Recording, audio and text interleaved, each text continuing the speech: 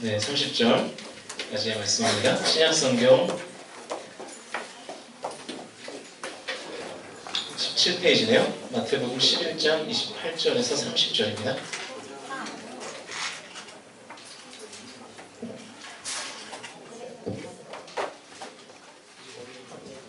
마태복음 11장 28절에서 30절까지 세 절이죠. 세 절이니까 같이 한 목소리로 읽겠습니다. 시작. 수고하고 무거운 짐진 자들아 다 내게로 오라. 내가 너희를 쉬게 하리라. 나는 마음이 온유하고 겸손하니 나의 멍에를 메고 내게 배우라. 그리하면 너희 마음이 쉼을 얻으리니 이는 내 멍에는 쉽고 내 짐은 가벼움이라 하시니라. 아멘. 아멘 합시다. 아멘. 이 말씀을 가지고 쉼표를 찍는 용기, 쉼표를 찍는 용기라는 제목으로 하나님 말씀 증거하도록 하겠습니다. 여러분들 드라마를 좀 보시는지 모르겠는데 요즘 그 TV에서 하는 드라마 중에 최고의 화제작이 뭔 것 같으세요? 나쁜 녀석들 나오고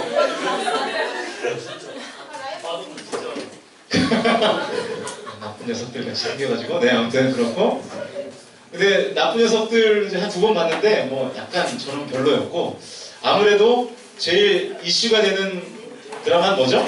네, TVN에서 하는 그 미생이라는 드라마가 아마도 지금 그 최고의 화제가 아닐까 그런 생각이 듭니다. 원래는 이 미생이라는 드라마가 웹툰이었죠, 웹툰. 웹툰 다 아시죠? 네. 네. 웹툰. 네. 그 이 미생이라는 이 웹툰이 책으로도 발간이 됐어요. 아세요? 네. 네, 단행본으로도 발간이 됐는데 그 올 한 해 동안 우리나라에서 팔린 유일하게 100만 권이 넘게 팔린 네.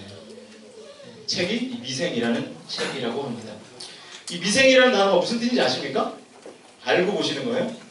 네, 바둑 용어인데 이 바둑은요 이 집을 지어서 뺏고 이렇게 하는 싸움인데 그 대마라 그러죠. 대마. 이 대마가 아직 완전하게 살아있지 않은 상태를 미생이라고 해요. 아직 미자와 살생자를 써서 미생. 그래서 이 미생이라는 드라마에서는 아직 살아남지 못한 자라는 테마를 가지고 이 직장인들의 애환을 아주 리얼하게 담고 있는 그런 드라마입니다. 드라마 한 번이라도 보신 분 한번 손들어 보시겠어요? 네, 꽤 많이 보셨네요. 이 드라마를 보신 분들은 아시겠지만 이 직장인들의 삶이 어떻게 보입니까? 우리 학생들은 아직 직장인이 아니어서 빨리 취업을 하면 참 좋겠다 뭐 이런 생각을 할지도 모르겠지만 어떻게 보이던가요? 직장인들의 삶이 예? 우울해요? 드라마의 톤 자체가 굉장히 우울하죠? 네. 하루하루를 이렇게 정신없이 치열하게 살아가는 모습이 그 안에 리얼하게 담겨있죠. 그래서 퇴근도 없고 출근도 없는 그야말로 전쟁과 같은 삶을 하루하루 살아갑니다. 직장을 다니고 있는 우리 청년들이 계시죠? 직장인들이 계시는데 여러분의 삶은 어떠신가요? 드라마 미생과 비슷하십니까? 그거보다 조금 나은 것 같고 네. 하지만 크게 다르지는 않는 아마 그런 삶을 살고 있을 겁니다. 한국인의 평균 그 직장인의 근무 시간은요 거의 세계 최고 수준이래요. 평균 근무 시간이 10시간 30분. 네. 세계 최고. 보통 8시간 우리는 근무한다고 생각하는데 평균은 그렇지 않고 10시간 30분. 반면에 평균 수면 시간은 얼마나 될 것 같으세요? 4시간은 너무 적을 것 같고 네, 우리나라의 평균 수명이 아니고 수면 시간은 6시간 30분이래요. 그래서 거의 세계 최저 수준에 속한다고 합니다.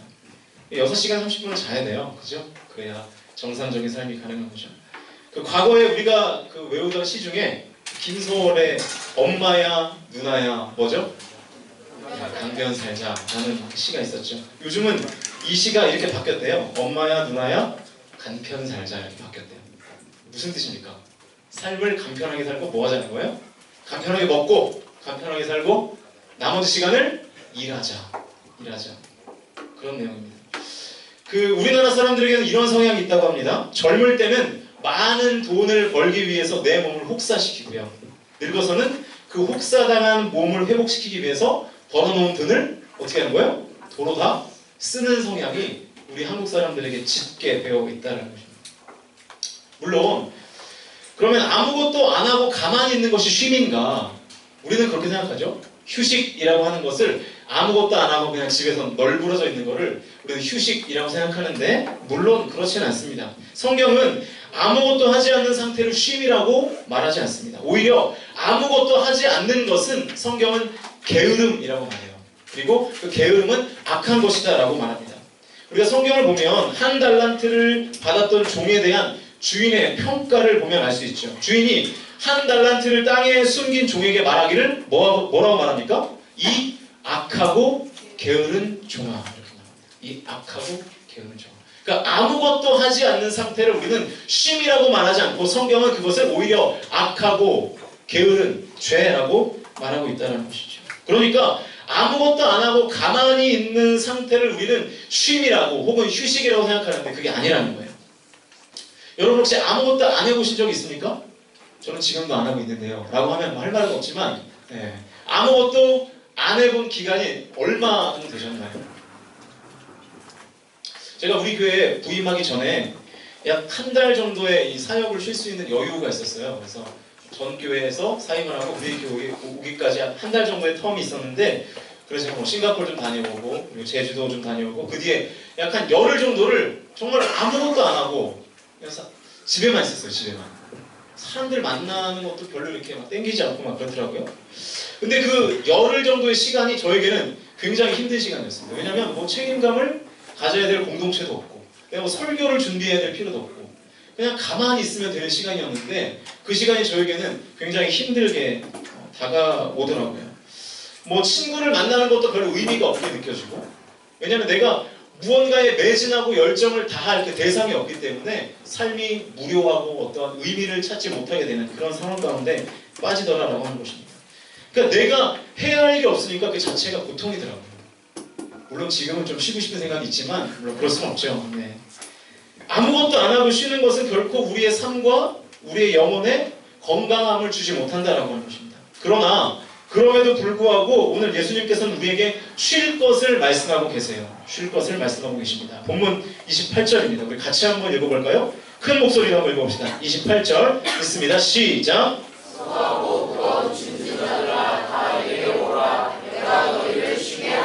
자, 이 말씀에 보면 우리 인간의 상태가 나와 있습니다. 우리 인간이 지금 어떠한 상태로 있다고 예수님께서 말씀하고 계십니까? 수고하고 무거운 짐을 진 상태. 그렇죠? 지금 여러분 현실이 그러시죠? 네. 이희영 유선수 커플은 이제 결혼을 얼마 앞둬서 얼마나 수고하고 무거운 모든 짐들이 이제 내려버릴 때가 됐는데 그렇죠? 여러분의 삶도 다 그렇지 않습니까? 수고하고 무거운 짐이 나의 삶을 짓누르고 있는 그런 상태.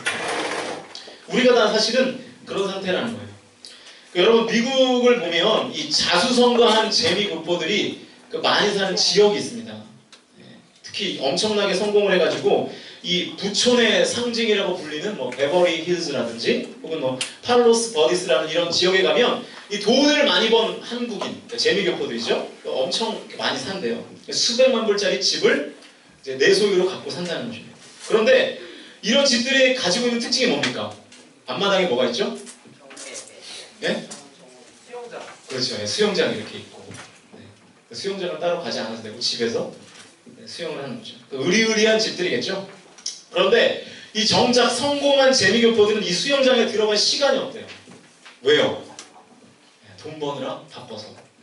그러면 그토록 근사한 수영장과 그 넓은 집을 누가 쓰는가? 멕시코에서 온 가정부들이 다 쓴대요. 무슨 얘기인지 아시겠어요? 거기에 와인바에 있는 와인을 꺼내서 누가 마셔요? 가정부들이 마시고 수영장에서 태닝을 하면서 집 대충 치워놓고 수영을 하고 그러다가 주인이 오면 돈 받고 퇴근하고 주인들은 어떻게 하죠? 늦은 밤 들어와가지고 한국 드라마 대충 보면서 소파에 잠깐 잤다가 다시 일어나서 그 다음날 일하는 그런 상황이 이 베버리 힐즈와 팔로스 버디스라는 지역에서 아주 비일비재하게 일어난다라고 하는 것입니다. 저는 이것이 어쩌면 우리의 삶의 단면이 아닐까라는 생각을 가져요. 일 때문에 내 인생의 쉼표를 찍지 못하는 삶 그래서 하루하루를 그냥 턱없이 부족한 시간을 가지고 근근히 버텨가며 그러한 삶을 사는 것이 어쩌면 저와 여러분의 인생인지도 모릅니다. 그런데 우리가 기억해야 될 것은 뭐냐면 사실 우리는 쉼표를 찍지 않는 것이 아니라 쉼표를 찍지 못하는 것일 가능성이 큽니다. 내 인생에 쉼표를 찍을 용기가 우리 안에 없는 거예요. 왜 없을까요? 쉼표를 찍으면 그 자리에 누가 차고 들어올까봐, 내 자리를 빼앗길까봐, 내가 지금 가지고 있는 것을 잃어버릴까봐 쉴 수가 없는 거죠. 다시 말하면 이런 사람들에게 없는 것, 그러니까 진정한 쉼을 누리지 못하는 사람들에게 없는 것이 뭐냐면 믿음이 없는 거예요. 믿음. 어떠한 믿음이요? 내가 쉬어도 하나님이 그 공간을 메워주실 것이라는 믿음이 우리 안에 없다는 거예요. 믿음이 없을 수밖에 없죠. 왜냐하면 그들의 주인이 하나님이 아니고 다른 것이기 때문에 그렇습니다. 그러니까 믿지 못하고 쉼을 누리지 못하는 인생을 사는 거죠. 혹시 저와 여러분도 이런 인생을 살고 있지는 않는지 모르겠어요. 솔직하게 말해서 우리가 믿는 것이 이 세상에 썩어질 것들입니까? 아니면 우리의 창조자 되시고 신실하신 하나님을 온전히 나의 주인으로 믿고 살고 계십니까? 아마 우리가 이 세상의 부귀와 권세와 명예 이런 것들을 끊임없이 추구하고 그것을 우리 인생의 주인으로 삼고 산다면 우리는 아마 죽을 때까지 쉼을 누리지 못할 겁니다. 왜냐하면 그것들은 계속해서 변하는 거거든요. 그것이 우리의 만족을 채워주지 못하는 거거든요. 우리는 계속해서 영원히 수고하고 무거운 짐을 진 상태로 우리의 인생을 마감하게 될 거예요. 그런 우리에게 오늘 예수님은 그 솔루션을 이렇게 말씀하십니다. 28절을 다시 한번 보시면 수고하고 무거운 짐진 자들아 다 내게로 오라. 내가 너희를 쉬게 하리라. 여러분 잘 보세요. 우리를 쉬게 하는 것은 돈이 아니에요. 권력이 아닙니다. 명예도 아니에요. 우리를 쉬게 하는 존재는 예수 그리스도이십니다. 우리가 예수님께 나아갈 때 우리 안에 참된 평안과 쉼이 있는 것입니다. 예수님께 나아갈 때 그분만이 우리에게 참된 평안을 허락해 주신다는 것이죠. 여러분 세상은 절대 줄 수 없는 평안이 오직 예수 그리스도에게 있다는 사실을 저와 여러분이 꼭 믿으실 수 있었으면 좋겠습니다. 그분만이 우리에게 진정한 안식을 주십니다. 예수님이 함께라면 우리는 비로소 쉴 수 있습니다. 내가 너희를 쉬게 하리라 하는 그 말씀하시는 예수 그리스도의 음성을 저와 여러분이 예배를 통해서 들으셔야 된다는 것입니다. 이렇게 하나님이 주시는 안식과 평안을 누리려면 우리가 해야 하는 한 가지가 있는데 그게 뭐냐면 바로 주님께 우리가 가는 거예요. 주님께 가는 거. 28절 앞부분을 보니까 다 내게로 오라 그러셨죠. 다 내게로 오라. 이 말씀대로 우리가 주님께 가는 것만 하면, 주님께 가기만 하면 쉼은 보장이 되어 있는 것입니다. 그런데 우리가 왜 쉬지 못합니까? 주님께 가지 않아서. 주님께 가지 않고 다른 것들을 구하고 찾으니까 우리 안에 쉼이 없고 만족이 없고 평안이 없는 것입니다. 그래서 그토록 분주하게 쉬지 못하며 수고하고 무거운 짐을 진 상태로 하루하루를 살아가고 있는 것입니다. 자, 여러분의 삶이 하나님을 믿는다고 하면서 교회를 다니지만 여전히 평안이 없고 쉼이 없고 만족이 없다면 여러분의 주인이 누구인가를 다시 한번 점검해 볼 필요가 있습니다. 그러나 우리의 삶에 예수님이 계시다면 우리는 쉼표를 찍을 용기가 생길 수 있다는 것이죠. 왜냐하면 예수님이 우리의 삶의 주인이 되시기 때문에 그렇습니다. 여러분 혹시 지금 여러분의 인생이 곤고하고 혹은 수고스럽고 내 인생에 무거운 짐만 있다고 생각하시는 분 이 자리에 계시다면 다 내게로 오라 내가 너를 쉬게 하겠다 하고 말씀하시는 이 예수님을 그 예수님께 이 예배를 통해서 나아가는 작업이 필요한 것입니다. 그게 안 되니까 우리 안에 쉼이 없는 겁니다. 만족이 없는 거고 평안이 없는 것입니다. 주님이 주시는 참 평안과 쉼을 우리가 누리려면 예수님께 나아가는 그 작업이 우리 안에 필요하다는 것입니다. 습관적으로 예배하는 그 예배에 나오는 그 행위 자체가 아니라 정말로 나의 마음과 나의 영혼이 하나님께 드려지는 작업이 이 안에서 진행되어야 된다는 거예요. 진실되게 우리의 몸과 마음이 주님께 달려갈 때 임하는 그 참 평안과 쉼을 우리가 누려야 된다는 것입니다. 그러므로 우리가 우리의 인생에서 쉼표를 찍는 것은 사실은 대단한 믿음이에요. 쉼표를 찍는 것은 믿음에 의해서만 가능해지는 것입니다. 여러분 우리가 주일 성수를 하죠. 주일 성수 하셔서 다 이 자리에 나왔죠. 일주일을 죽어라 뛰어다녀도 모자랄 판에 하루의 모든 일들을 다 올스톱하고 온전히 하나님과의 교제에만 이 하루를 온전히 사용하는 것은 믿음이 없으면 사실은 가능하지 않은 일이죠. 그러나 우리가 그렇게 할 수 있는 것은 바로 그 믿음이 여러분의 영혼을 살림을 믿고 여러분의 인생을 온전히 세워 나아갈 것을 우리 안에 믿어야 그 믿음이 우리 가운데 있어야 우리가 그 일들을 온전히 진행할 수 있다는 것입니다. 이제 우리는 우리의 인생에서 쉼표를 찍는 것이 얼마나 중요한가는 알게 되었습니다. 수고하고 무거운 짐을 모두 내려놓을 수 있는 것이 바로 쉼인데, 그리고 하나님을 믿는 성도의 진정한 휴식, 쉼은 바로 주님과 함께 있는 것인데, 그렇다면 주님과 함께 있는 것이 우리에게 어떻게 쉼이 될까를 우리가 살펴봐야 되겠죠. 그 답이 29절에 나와 있는데요. 29절 같이 한번 볼까요? 29절 함께 있습니다. 시작.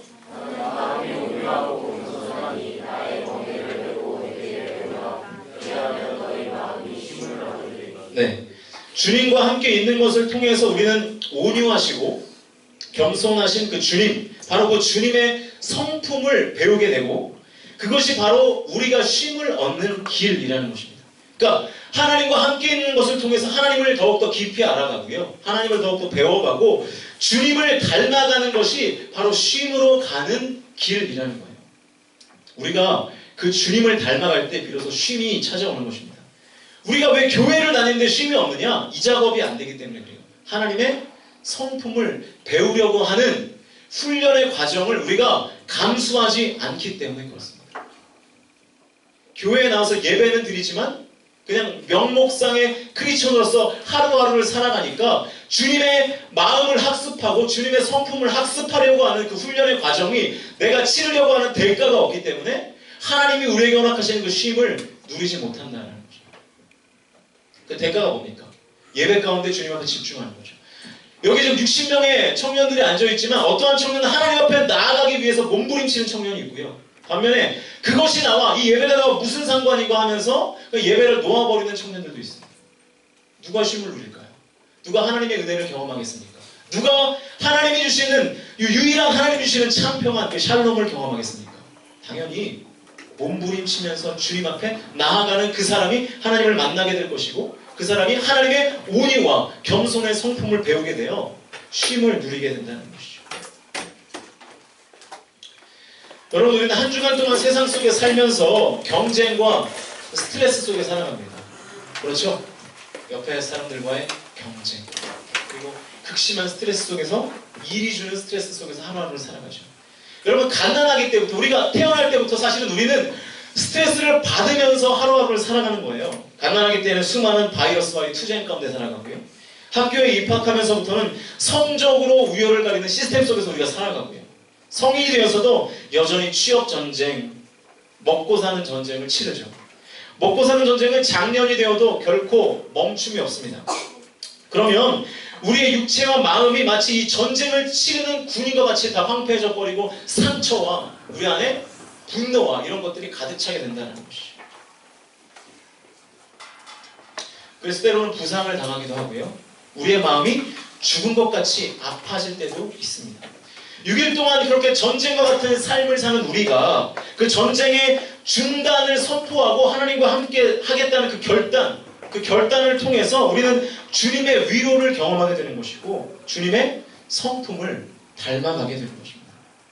언제나 우리를 사랑하시고 우리를 주님의 품에 품어주시는 그 하나님의 사랑을 우리가 예배 안에서 경험하게 되는 것이고요, 세상은 나를 미워하고 나를 배척하고 나를 짓누리고 나를 엎드리게 하지만 나를 있는 그대로 사랑하시고 나를 있는 그대로 받아주시는, 나를 있는 그대로 품어주시는 그 주님의 사랑을 우리가 주일의 이 예배를 통해서 경험하고 돌아가지 않으면 우리의 인생은 여전히 수고하고 무거운 짐진자의 상태를 동일하게 가지고 예배당을 빠져나아갈 수밖에 없다는 것입니다. 여러분, 예배 가운데 왜 나오셨습니까? 왜 지금 이 자리에 앉아 계시죠? 무엇을 얻으려고 지금 이 자리에 앉아 계십니까? 우리가 분명히 기억해야 할 것은 제가 처음에 말씀드린 대로 하나님이 말씀하시는 쉼이라는 것은 모든 일에서 손을 떼는 것을 의미하지 않습니다. 모든 일에서 손을 떼는 것을 의미하는 게 쉼이 아니라는 거예요. 오늘 본문 28절에서 예수님은 수고하고 무거운 짐진 자들은 다 내게로 오라 말씀하시면서 와서 그냥 쉬어라, 와서 가만히 있어라 이렇게 말씀하지 않으시고 29절에 보니까 나의 멍에를 메고, 밑줄 그어볼까요? 나의 멍에를 메고 내게 배우라 이렇게 말씀하셨어요. 나의 멍에를 메고 내게 배우라. 하던 일을 모두 다 내려놓고 가만히 있는 것을 쉼이라고 말씀하지 않으시고 내 멍에를 메고 배우라 이렇게 말씀하십니다. 그게 쉼이라고 말씀하십니다. 그래야 진정한 쉼을 얻는다. 하나님을 믿는 성도로서의 진정한 쉼은, 진정한 휴식은 멍하니 가만히 있는 것이 아니라 주님의 성품을 배우고 닮아가는 것, 그것이 바로 우리가 구해야 되는 쉼이고 하나님께서 우리에게 주시는 쉼의 모습이라는 것입니다. 그래서 우리는 어쩌면 사역의 장에서 하나님의 마음으로 동료들을 섬길 때 사실 그때 우리는 진정으로 하나님의 마음을 깨닫게 되고 주님의 성품을 닮아가고 배우게 되는 것입니다. 교회를 아무리 오래 다녔어도 만족이 없고 평안이 없는 성도들의 공통점이 있는데 그 한 가지의 공통점이 뭐냐면 헌신이 없다는 거예요.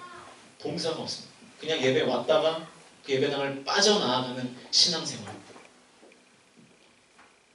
와서 받아 먹고만 가는 신앙생활. 주일 예배 한 번 드리고 빠져나가는 성도들은 거의 예외 없이 신앙의 성숙을 경험하지 못하고 하나님 주시는 기쁨과 평안과 만족과 하나님 주시는 쉼을 경험하는 일이 거의 없다는 것입니다. 출애굽기 31장 17절에 보면 이런 말씀이 나와 있습니다. 같이 한번 볼까요? 출애굽기 31장 17절입니다. 네, 제가 읽겠습니다. 이는 나와 이스라엘 자손 사이의 영원한 표징이며 나 여호와가 엿새 동안에 천지를 창조하고 일곱째 날에 일을 마치고 쉬었음이니라. 다시 한번 읽어드릴게요. 이는 나와 이스라엘 자손 사이의 영원한 표징이며 나 여호와가 엿새 동안에 천지를 창조하고 일곱째 날에 일을 마치고 쉬었음이라. 여기가 핵심이에요. 나 여호와가 엿새 동안에 천지를 창조하고 일곱째 날에 일을 마치고 뭐 하셨다고요? 하나님이 쉬었음이니라. 그러니까 하나님의 안식, 하나님의 쉼을 기록한 말씀인데 이 쉬었음이니라 할 때 이 쉼을 원어적으로 보면 하나님이 쉬기만 하셨다라는 표현이 아니라 영어 성경을 보니까 이렇게 번역했어요. God refreshed himself. 무슨 얘기입니까? 쉼이 하나님이 자신을 새롭게 하셨다라는 의미가 그 안에 포함되어 있는 것입니다. 하나님이 말하는 쉼은 뭐였냐면 자신을 새롭게 하는 것, 그것을 쉼이라고 말씀하셨습니다. 하나님이 쉬면서 자신을 새롭게 하셨다. 안식하시면서 그냥 가만히 놀고 계신 것이 아니고 자신을 새롭게 하셨다는 거죠. 그러므로 우리도 29절의 말씀처럼 수동적인 안식이 아니라 능동적인 안식을 하셔야 됩니다. 적극적인 쉼을 여러분이 추구하셔야 됩니다.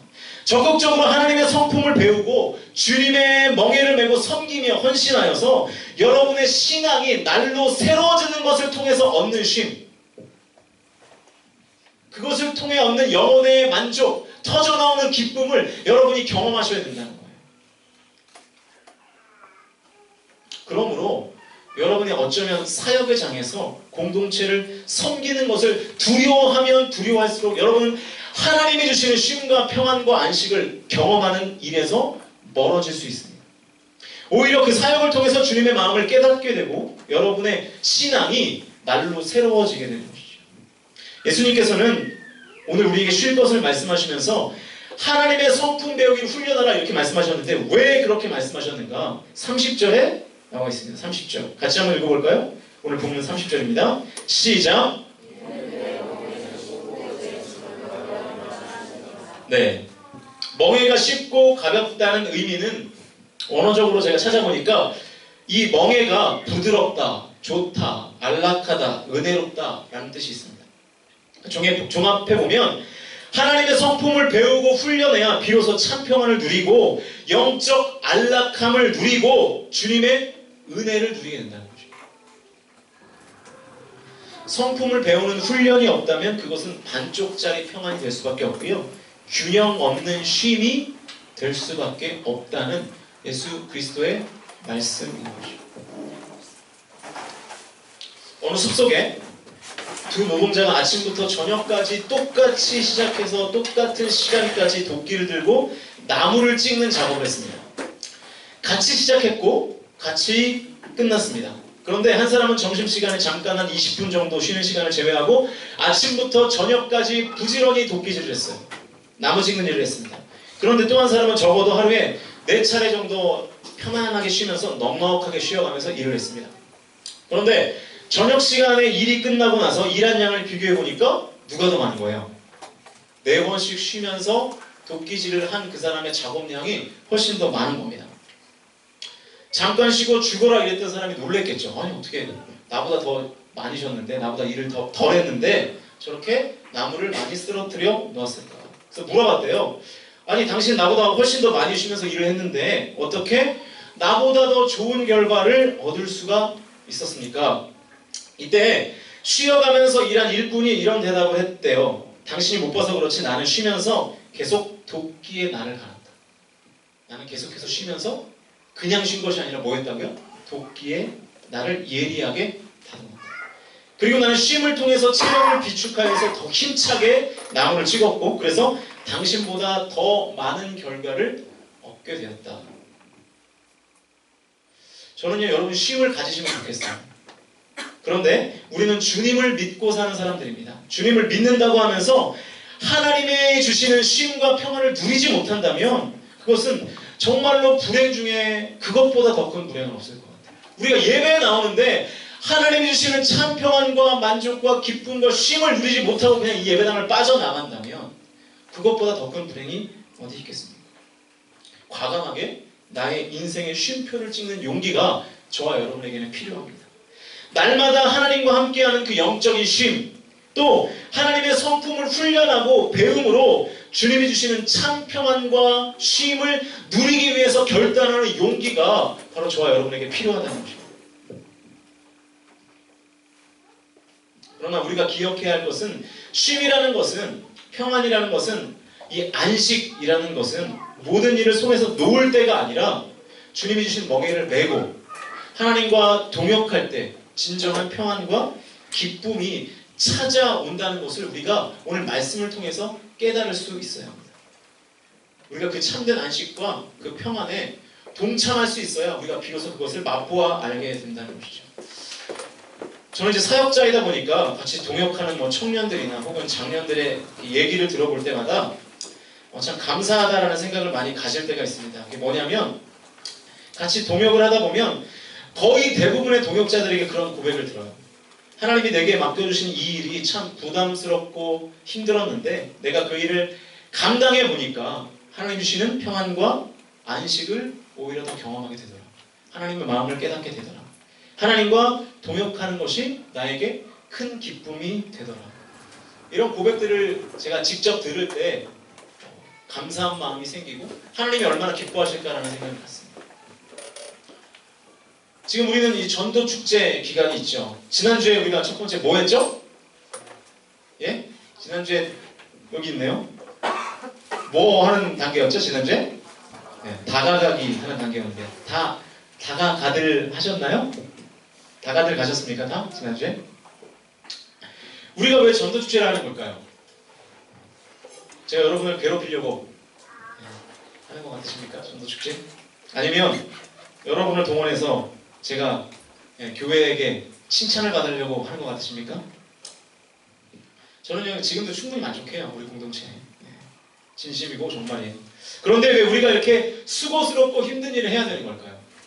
왜 우리가 전도를 해야 될까요? 왜 내 마음이 낮아지면서까지 그 친구에게 연락을 해야 되고 교회 같이 한번 가자. 내 돈을 써줘야 되고 왜 그래야 되는 걸까요? 첫 번째 이유는 아직 하나님을 알지 못하는 그들도 수고하고 무거운 짐을 내려놓고 예수님이 주시는 쉼을 누려야 하기 때문에 그렇습니다. 우리만 누리고 끝낼 것이 아니라 그것을 그들에게 예수님과 연결해주는 작업이 우리가 아니면 그 일을 감당할 사람이 없기 때문에 그렇습니다. 그리고 그렇게 하는 것이 먼저 하나님을 알고 믿게 된 우리의 사명이기도 하고요. 그리고 또 한 가지는 여러분이 믿지 않는 친구들에게 다가감으로써 하나님의 마음과 성품을 아마 여러분 본인이 깨닫게 될 거예요. 전도를 하면서. 아, 주님이 나 한 명을 변화시키기 위해서 얼마나 많은 노력을 하셨을까 라는 것들을 여러분의 친구를 전도하면서 여러분이 깨닫게 될 겁니다. 그래서 전도를 통하여 여러분의 영혼이 바로 세워지고 하나님과 더욱더 가까워져 가지고 참된 평안과 안식과 쉼을 누리게 하기 위해서 우리가 힘들고 버겁지만, 그리고 11월 너무나 바쁘지만 이러한 행사와 프로그램을 계획해서 하는 것이죠. 이제 우리 함께 찬양하면서 기도할 텐데 여러분 자신에게 솔직하게 한번 말씀해 보셨으면 좋겠습니다. 그리고 여러분 자신에게, 내 내면에게 한번 물어보시면 좋겠습니다. 내가 아무것도 하지 않을 때 오히려 뭔가 모를 불안감이 있지는 않을까? 지금 여러분 진정한 쉼을 누리고 계십니까? 저는요, 오늘 이 예배를 통해서, 특별히 이 기도하는 이 시간을 통해서 여러분의 귓가에 하나님의 음성이 들려지기를 소망합니다. 수고하고 무거운 짐진 자들아, 다 내게로 오라. 내가 너희를 쉬게 하리라. 수고하고 무거운 짐진 자들아, 다 내게로 오라. 내가 너희를 쉬게 하리라. 하나님의 위로의 말씀이 오늘 여러분의 귓가에 들려지실 수 있기를 주님의 이름으로 축복합니다. 우리가 그 하나님의 음성을 들으려면 우리가 해야 되는 건 한 가지예요. 그게 뭐냐면 이 시간 하나님께 나아가야 돼요. 우리의 감정과 상관없이, 우리의 기분과 상관없이, 지금 나의 상황과 형편과 상관없이 하나님께 집중해야 되고요. 하나님을 찬양해야 되고요. 내 영혼의 눈으로 주님을 바라봐야 합니다.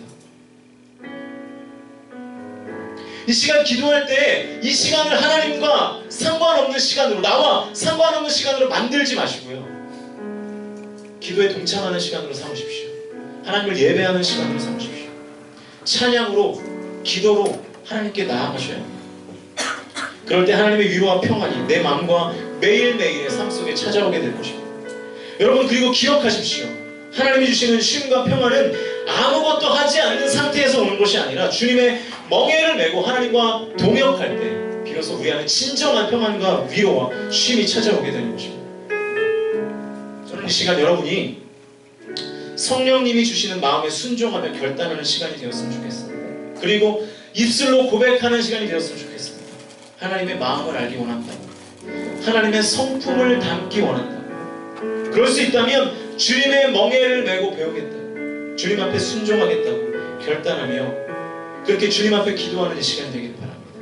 우리 함께 찬양하시면서, 우리 가사를 묵상하시면서, 혹은 이 가사를 선포하시면서 주님 앞에 찬양하며 나가시겠습니다.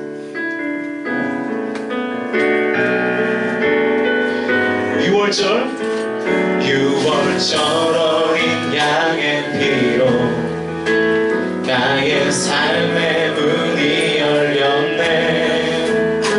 저 어둠의 권세는 힘이 없네. 주 보혈의 능력으로 원수가 날 정죄할 때에도 난 의롭게 설 수 있네. 난 더 이상 정죄함 없네. 난 주 보혈. 다시 한번 찬양합시다. 6월절 어린 양의 피로 나의 삶의 문이 열렸네. 저 어둠의 권세는 힘이 없네. 주보. 이 시간 주님 앞에 집중하며 찬양하며 나갑시다. 원수가 날 정죄할 때에도 난 의롭게 설 수 있네. 난 더 이상 정죄함 없네. 난 주 보혈 아래, 난 주 보혈 아래 있네. 난 주 보혈 아래 있네. 그 피로 내 죄 사했네. 하나님의 긍휼, 하나님의 긍휼 날 거룩해 하시옵네. 난 주 보혈, 난 주 보혈 아래 있네.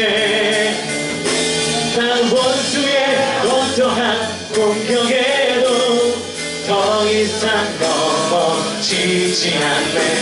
우리 믿음으로 선포하시면서 다시 한번 고백합시다. 6월절 어린 양의 피로 나의 삶의 문이 열렸네. 저 어둠의 권세는 힘이 없네. 주 보혈의 능력으로 원수가 날 정죄한데도 난 의롭게 설 수 있네. 믿음으로 난 더 이상 정죄 한 번에 난 죽어요. 난 죽어요 안에 있네. 난 죽어요 안에 있네. 그 피로 내 죄 사했네. 하나님의 긍휼 하나님의 긍휼 날 거룩해 하시었네. 난 죽어요. 난 죽어요 안에 있네. 난 원수의 어떠한 공격에도 더 이상 넘어지지 않네. 다시 한번 믿음으로 선포하시면서 우리 주님 앞에 고백합시다. 난 주보혈 안에 있네. 그 피로 내 죄 사했네.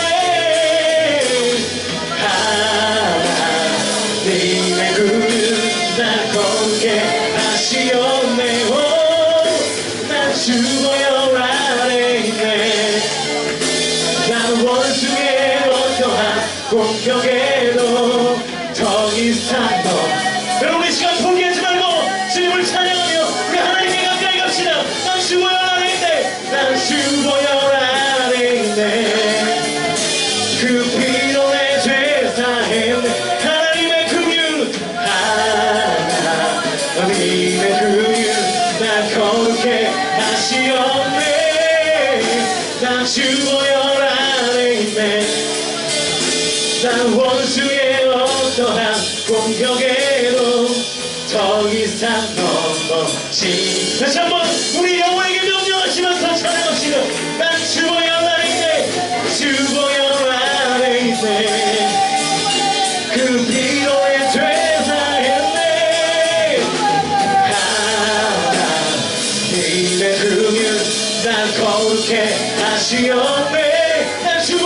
난 주보혈 안에 있네.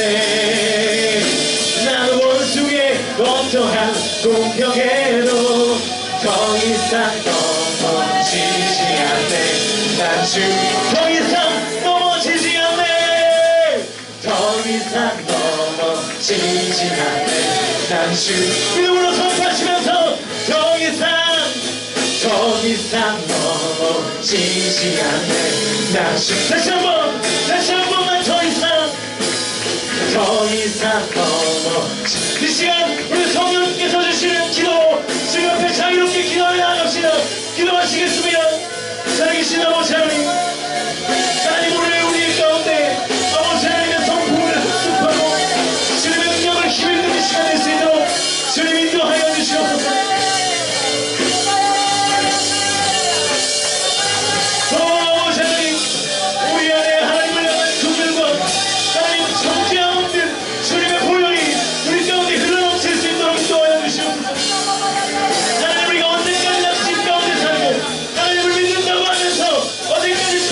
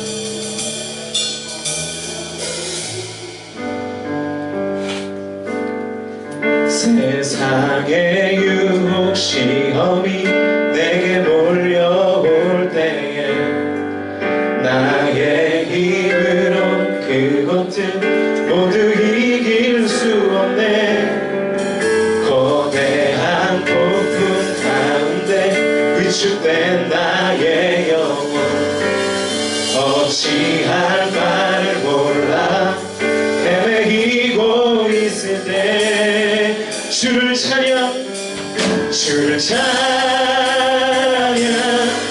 손을 들고 찬양 전쟁은 나에게 속한 것 아니니 주를 찬양 손을 들고 찬양 전쟁은 하나님께 속한 것이 거짓과 속임수로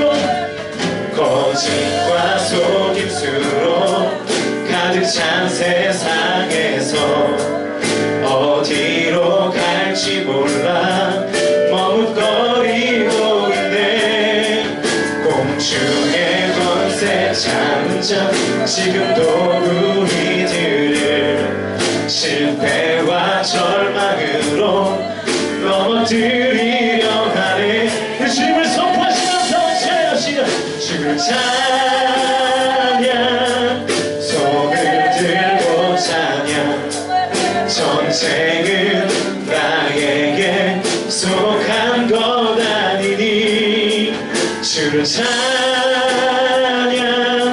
손을 들고 찬양 전쟁은 하나님께 속한 것 주위를 둘러보며 주위를 둘러보면 아무도 없는 듯 믿음의 눈을 들면 보이는 분 계시네 지금도 내 안에서 역사하고 계시는 사망과 어둠의 권세 물리치신 예수님 주를 찬양 주를 찬양 손을 들고 찬양 전쟁은 나에게 속한 것 아니니 주를 찬양 손을 들고 찬양 전쟁은 하나님께 속한 것 주를 찬양 주를 찬양 손을 들고 찬양 전쟁은 나에게 속한 것 아니니 주를 찬양 손을 들고 찬양 전쟁은 하나님께 속한 우리 다시 한번 고백합시다 주를 찬양 주를 찬양 손을 들고 찬양 전쟁은 나에게 속한 것 아니니 주를 찬양 손을 들고 찬양 전쟁은 하나님께 속한 것 여러분 이 시간 같이 묵상하며 기도하기를 원하는 것은 우리를 정말로 하나님께 나아가기를 방해하는 모든 것들이 우리의 힘으로는 컨트롤되지 않는다는 사실을 우리가 깨달아야 합니다. 우리가 하나님의 멍에를 매려고 결단할 때 우리를 방해하는 혹은 그 멍에를 매지 못하게 하는 모든 요소들이 사실은 우리가 컨트롤할 수 없는 것들임을 우리가 깨달아야 합니다. 그것은 세상의 모든 걱정과 근심, 모든 시험의 문제, 모든 전쟁의 문제는 하나님께 속한 것이지 우리에게 속한 것이 아니기 때문에 그렇습니다. 여러분 이 시간 기도할 때 그것들을 염려할 것이 아니라 내가 하나님을 온전히 믿는 믿음을 달라고 기도하셨으면 좋겠습니다. 내가 온전히 하나님의 멍에를 메고 살아가도록 결단할 수 있는 마음을 허락해달라고 기도하셨으면 좋겠습니다. 그 멍에를 멜 때 오히려 얻는 쉼과 평안, 세상의 것을 추구할 때 얻는 쾌락이 아니라 하나님의 것을 추구하고 하나님의 멍에를 멜 때 나에게 허락되는 그 참 희락과 만족을 내가 더욱더 귀히 여기고 그것을 사모하는 마음, 그 믿음을 허락하게 해달라고, 나의 영혼이 그것을 더 간절하게 찾게 해달라고. 그래서 내가 주님의 멍에 매는 일을 하나님과 동역하는 일을 놓지 않게 해달라고 이 시간 같이 한번 기도하실 때 하나님께서 오늘 여러분에게 주시는 말씀을 가지고 함께 기도했으면 좋겠습니다. 하나님께서 오늘 여러분에게 주시는 음성을 가지고 그 음성을 붙잡으며 함께 기도하기를 원합니다. 기도하시겠습니다. 살아계신 아버지 하나님, 하나님 우리 마음 가운데 오늘도 승리를 행하시는 줄로 믿습니다. 하나님 우리가 쉬는 것이 그냥 우리 가지고 있는 모든 것들을 다 내려놓고 쉬는 것이 아니라 하나님의 멍에를 메고 세상의 신이 아니라 하나님의 멍에를 메고 주님 앞에 동역하며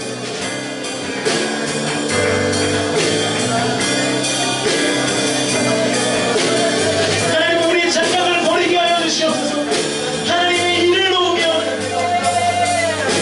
하나님의 멍에를 놓으면 내가 편해질 것이라는 그러면 내가 쉼을 얻을 것이라는 생각을 내놓으면 하나님 전쟁은 하나님께 속한 것입니다.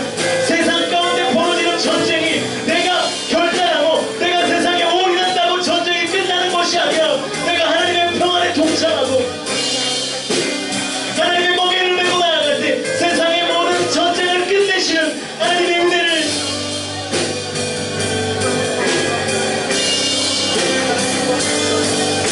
온전히 경험해 나갈 수 있도록 아버지 하나님 인도하여 주시옵소서. 하나님 우리에게 이 지혜가 있게 원합니다. 하나님 우리에게 이 믿음이 있게 원합니다. 하나님 우리에게 이 믿음을 허락하여 주시옵소서.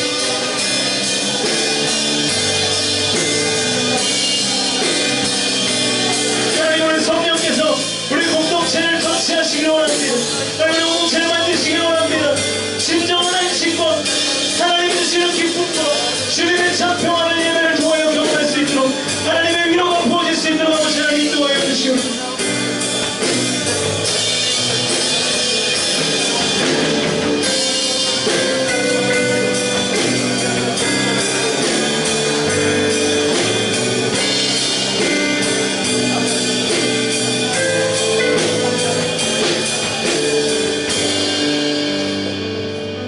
살아계신 아버지 하나님, 수고하고 무거운 짐진 자들아 다 내게로 오라 하시는 그 하나님의 음성이 우리의 귓가에 들리기를 소원합니다.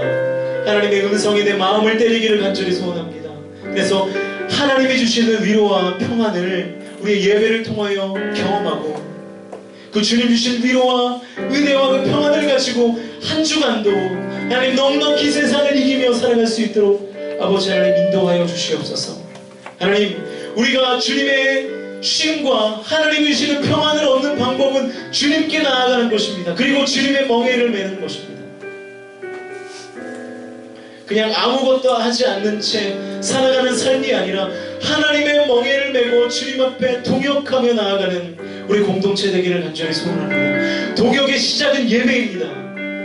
예배를 나와 상관없는 시간으로 치부하는 것이 아니라 예배를 주님을 만나는 시간으로 나를 온전히 주님 앞에 드리는 시간으로 그리고 하나님과 내가 만나는 시간으로 여기고 우리 공동체가 이 예배의 시간을 최선을 다하여 주님 앞에 드리고 나의 시선과 나의 감정과 나의 생각과 나의 입술의 고백과 나의 손과 발까지 이 예배를 통하여 다 주님 앞에 올려드릴 수 있도록 인도하여 주시옵소서. 세상 앞에 내 마음을 빼앗기지 않게 하시고 예배 앞에 하나님께 내 마음을 빼앗길 수 있도록 주님 인도하여 주시옵소서. 그리고 하나님께서 우리에게 주시는 성령의 음성을 우리가 모른 채 하지 않게 하시고 그 음성 가운데 순종하며 나아갈 때 하나님께서 열어주시는 평안과 은혜와 축복의 삶들이 경험되는 놀라운 은혜의 역사를 우리가 경험할 수 있도록 주님 함께하여 주시옵소서. 그렇게 임하실 줄로 믿고 감사드리며 예수님의 이름으로 간절히 기도하옵나이다. 아멘.